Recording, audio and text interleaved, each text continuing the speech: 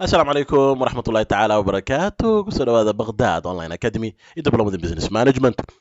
Maanta waxaan gabagabaynaynaa moduulka lixaad oo aan qaybtiisa afraad ku eegi doono team building amaba dhisidda teamka. Runtii, for the successful function of an organization, it is essential that the managers devote sufficient time and effort to promote the spirit of teamwork.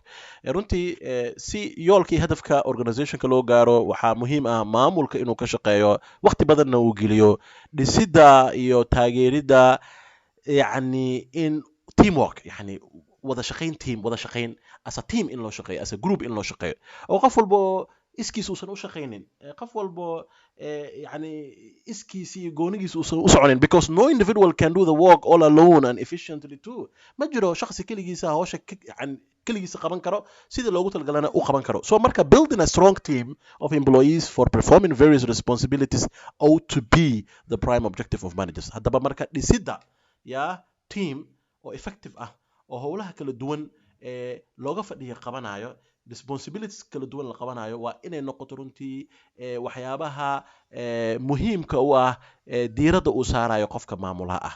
So marka, runtii in la dhiso teamwork, in la helo wada shaqayn, dadka isla wada shaqaynayaan, yoolkii hadafkii isla gudanayaan, isfaham uu ka dhaxeeyo, waa waxyaabaha udub dhaxaadka ah ee looga fadhiyo leaderka amaba managerka businesska looga fadhiyo. We can say that marka waxaan dhihi karnaa, task is not as easy as it seems. It's easy to get the players, but getting them to play together is the hardest part. But with a clear vision and a sustained effort, it can be done. So marka waxaa la dhihi karaa runtii hawsha aan niri in hogaamiyaha amaba maamulka managerka waxaa looga fadhiyaa inuu teamwork sameeyo, team uu dhiso, hawl sahlan ma ah.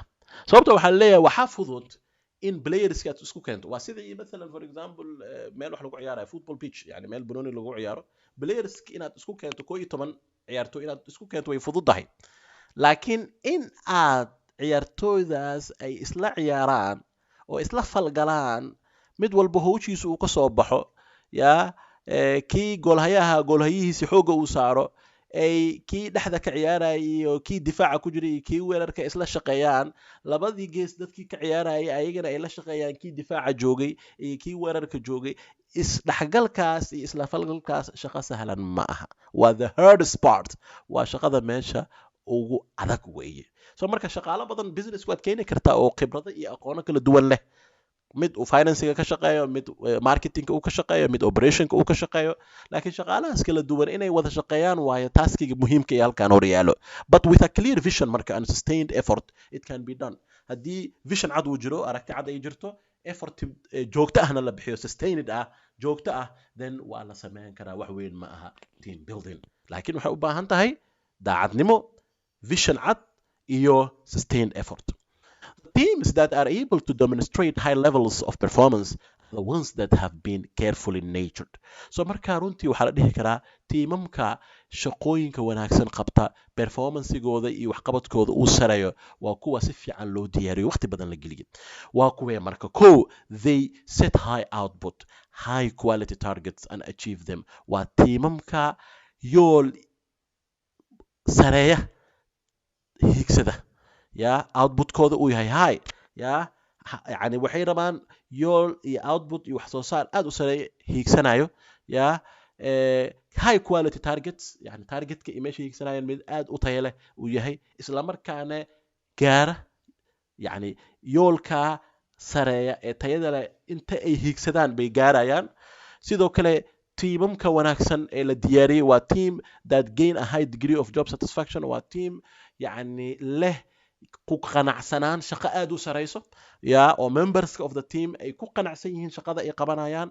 Sidoo kale, tiimamka wanaagsan ee shaqada si fiican u guto waa tiimam cooperate well with one another. Waa team dadka ku jiro ay isla wada shaqeeyaan, ay iscaawiyaan, collaboration iyo wada shaqeyn ay ka dhaxayso.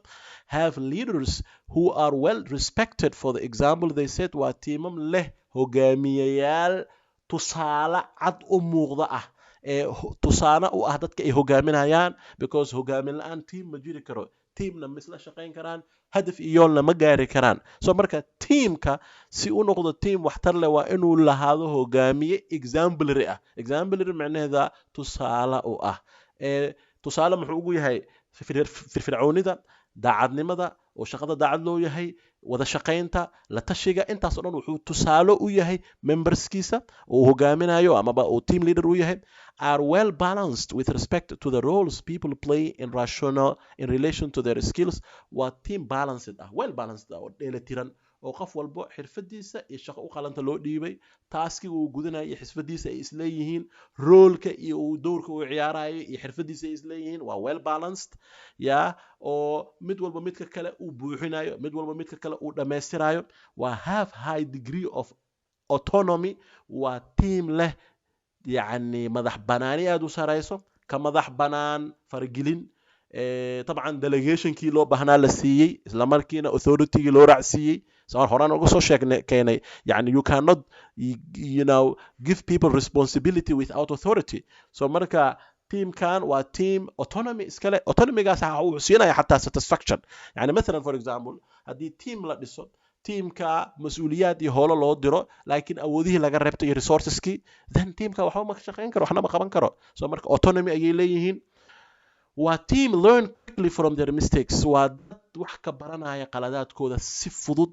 oo dhaqsi aan wax uga baranaya runtii waa very important ma aha dad qaladkii shalay iyo darad la sameeyay ku soo celcelinayo sidoo kale are client oriented waa team customer oriented oo mar walba ka fikiro customerkii iyo macaamilkii maxaa dan u ah maxaa soo jiidanayo maxaa qancinayo diiradda saaraya because business wuxuu ku tiirsan yahay macaamiisha iyo customerka if the customers are happy and delighted sida ay dhahaanba ku qanacsan yihiin businesska guul ayuu gaarayaa sidoo kale teamamka wanaagsan waa team have high problem solving skills and regularly review performance waa teamam xirfadda xalinta mushkilada yani xirfadda xalinta mashaakilka iska leh يعني because teamka waxay wajahayaan problemo kala duwan ee caqabado waxay u baahan yihiin inay leeyihiin xirfadda xalinta mashaakilka isla markaana waa dad si joogto ah review gareynaya performancegoodii iyo waxqabadkoodii waa highly motivated ugu dambeyntii marka waxaan dhihi karnaa waa dad motivationkooda aad u sareeyo mar walbo teamka motivationkiisa iyo waxyaabaha dhiirigelinaya aad u sareeyo waa mar walbo teamka shaqo qurux badan qabtaan halkaas waxaa inoo soo idlaaday modulkii lixaad oo ah leadership qaybtiisa afraad oo ah qaybta ugu dambeysay guud ahaan dibloomada waxaa inooga haray laba modulka koowaad waxaa la yidhahdaa motivation modulka xigana waxa waaye ugu dambeeya waa control ayaa la yidhahdaa labada isbuuc soo socda ayaana labada modul qaadan doonaa insha allah waxaan idinka tagayaa intaa ku kulmi doona casharadaas fi amaan illah wassalaamu calaykum waraxmat ullahi tacaala wabarakaatuh